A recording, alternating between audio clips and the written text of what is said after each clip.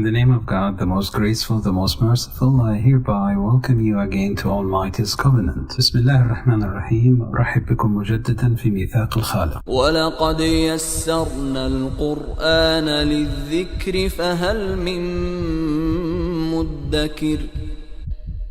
And we have certainly made the Quran easy for remembrance. So is there any who will remember? What attracted my attention is the repetition of the same verse in the same surah, Surah Al-Qamar, chapter 54, verse 17, 22, 32, and 40. The same verse repeated all over again and again. When Almighty Allah do something like this, there must be a great message behind it, and that's where we have to stop and think again. ما استرعى انتباهي هو تكرار هذه الآية في سورة القمر 17 22 32 و40 عندما يقوم الخالق سبحانه وتعالى بتكرار نفس الكلمات نفس الآية أكثر من مرة في نفس السورة، فبالتأكيد هناك دلالة مهمة يلفت لها سبحانه وتعالى. للأسف عند تدبر التفاسير المطروحة والتي جاءتنا من مئات السنين وحتى الحديث منها، نجد أنها تساوي ما بين الذكر وذكر، وهو معنى ثابت لديهم في كل التفاسير يلفت إلى عملية استخدام الذاكرة. Almighty Allah is drawing our attention to two different processes that are different, and there is a subtle difference between the two. The first process is to access the information in our memory. The second one, and the different one, is what we are going to do with this information. عند تدبر الآيات بشكل معمق نجد أن المرحلة الأولى وهي عملية التذكر هي عملية استدعاء المعلومات من الذاكرة العميقة. أما المرحلة الأكثر تعمق وأكثر أهمية هي ماذا سنفعل بهذه المعلومات. It was obvious from the very beginning that we cannot go any further in understanding the Quranic text until we settle on a methodology that is going to help us in the long run. From this first example, we set our goal high, that we no longer going to follow the traditionalist method of just accepting whatever has been said and taught and taking it for granted. This surface understanding of the Quran is no longer valid, and we set our goal that we're going to dive deeper to understand further the meaning and the in-depth meanings of the words that are there. هذا المدخل أكد لنا أن العملية السابقة في التلقي للمعلومات من التفاسير القديمة والتي جاءتنا عبر القرون السابقة لا يمكن أن تكون مفتاح نبني عليه لفهم دقيق ومتعمق للقرآن الكريم، فقد أثبتت وبالدليل القاطع ضعفها تماما. ومنذ اللحظة أخذنا عهد على أنفسنا ألا نقتنع ونركن إلى عملية تدبر سطحية لكلمات الخالق سبحانه وتعالى في القراءة القرآنية السطحية، ولكن نتحول إلى عملية متعمقة دارسة دقيقة لمعاني كلمات القرآن بإذن الله تعالى. We've listed all the verses that mention the word مدكر, أذكر, ذكر, using the tools that we mentioned in our previous video and the methodology that we've utilized. It is basically to teach us how to understand the Quranic words from the Quran itself. وعند استخدام الطريقة التي سردناها سابقا نتمكن من رصد معاني الكلمات حيث نتعلمها من المصحف نفسه. نقوم بسرد هذه الكلمات في كل الآيات ونقارنها بعضها البعض حيث نتمكن من معرفة المعنى بدقة من خلال الآيات القرآنية المماثلة.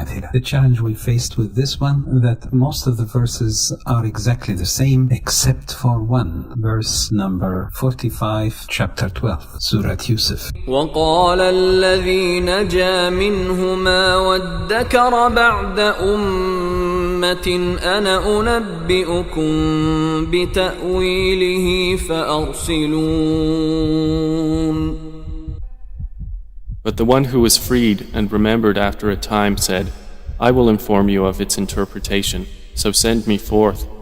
معظم الآيات متشابهة، فكانت من الصعب علينا تدبر معنى كلمات، ولكن وجدنا آية مشابهة ولكنها لها دلالة قوية، ويبدو أن الله سبحانه وتعالى وضعها لكي نتمكن من معرفة هذه المفردة. وذكر. This person in Surah Yusuf has been released from prison and now he's coming back to his job. He works for the king of Egypt. While serving them, he's noticed the overall discussion and it was about the king's premonition. He was desperate for interpretation of his dreams. المذكور في هذه الآية وهو خادم الملك قد تم إطلاق سراحه من السجن، وعندما كان يقوم بخدمة الملك وحاشيته استمع إلى حديثهم الخاص بما كان يحلم به الملك، وأنه في حالة يرثى لها وبحاجة إلى تفسير لهذه الأحلام المتكررة. Our in-depth analysis of the verse revealed that this servant did something over and above remembrance, which is الذكر. If it was just remembering, the word would have been تذكر. عند التدقيق في الآية يتضح لنا أن العملية التي قام بها هذا الخادم أكبر بكثير من عملية التذكر،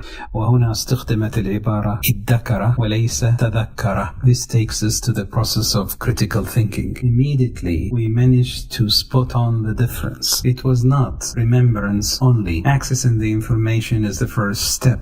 What he's going to do with the information is what Allah subhanahu wa ta'ala is alluding to. بكل تأكيد عملية تذكره للمعلومات كانت مهمة وهي الخطوة الأولى، ولكن ما أراد الله سبحانه وتعالى أن ننتبه له هو ما يتبع هذه العملية من تذكر للمعلومات. ماذا سيفعل بهذه المعلومات؟ هذه الخطوة الجديدة والتي سيقوم بها عقل هذا الإنسان هي التي لفت لها الله سبحانه وتعالى وترك لنا معناها واضحا، ويسمى الذكر، وهي عملية التحليل المنطقي للمعلومات في المخ. I've listed here an additional verse. يؤتي الحكمة من يشاء ومن يؤت الحكمة فقد أوتي خيرا كثيرا وما يذكر إلا أولو الألباب. He gives wisdom to whom he wills, and whoever has been given wisdom has certainly been given much good, and none will remember except those of understanding. I've listed here an additional verse that shows you how Allah subhanahu wa ta'ala scientifically is taking us to understand the structure of the brain. The brain lobes, same word taken from Arabic lob. بهذه الآية التي طرحتها هنا نرى أن الخالق سبحانه وتعالى يعلمنا التركيبة الخاصة بالمخ، ونلفت أن الكلمة المستخدمة حاليا في العلوم باللغة الإنجليزية هي نفسها الكلمة العربية لب، وهذا ليس بجديد. سنطرح لكم في الحلقات القادمة إن شاء الله الكثير من الكلمات المستخدمة في اللغات الأعجمية مأخوذة من اللغة العربية وهي أصل كل اللغات. In conclusion, what Allah subhanahu wa ta'ala wanted to teach us through this example is the process that follows accessing the information, and it was a critical thinking process. I've listed here 6 core critical thinking skills for anyone who wants to read further. By going through these, you will understand exactly the process that this person has gone through. He did not